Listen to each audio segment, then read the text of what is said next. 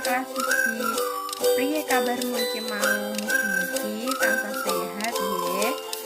Nah, ing dina iki bugane bakal marai awakmu kabeh sinau basa Jawa. Nah, sadurunge kita miwiti sinau, ayo padha ndonga dhisik marang Gusti Allah.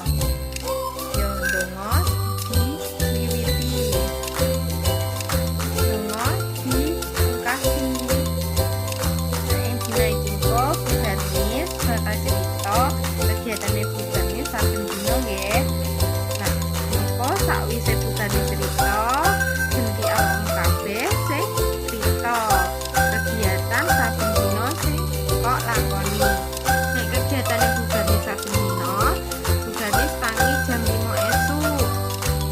Bar tangi Bugarnis resiki turun dhisik, turun utawa tempat tidur. Bareng resiki tempat tidur, Bugarnis nglakoni sholat subuh. Bareng nglakoni sholat subuh, mengko Bugarnis langsung mandi utawa atus. Sawise atus, Bugarnis nyiapne makanan utawa sarapan. Sawise ngono Bugarnis sarapan. Sawise Bugarnis sarapan, mengko Bugarnis siap-siap budal menyang sekolahan. Yo, saiki awakmu kabeh padha cerita yo kegiatanmu apa wae ning omah saben dinane seliyane sinau.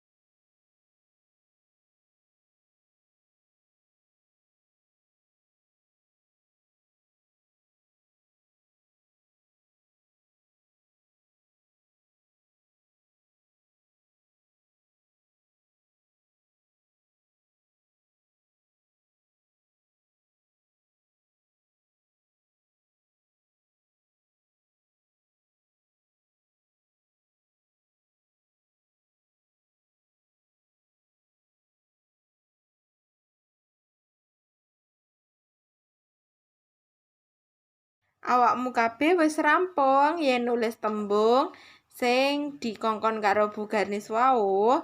Yen wis rampung, saiki tugasmu ngrungokne ceritane Bugarnis.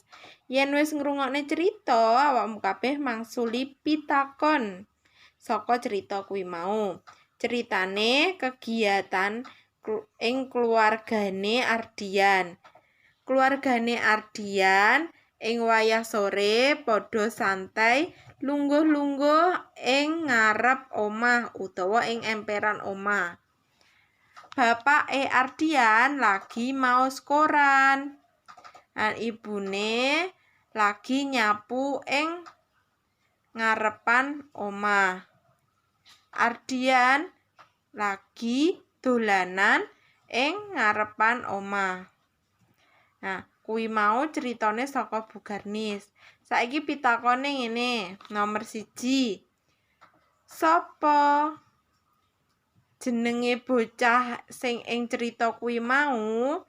Nomor 2. Lagi apa bapake Ardian kuwi mau? Sing nomor 3. Ing wayah apa keluargane Ardian nyantai ing ngarep omah? Wis wangsulana pitakon-pitakon kuwi mau ing buku tulismu.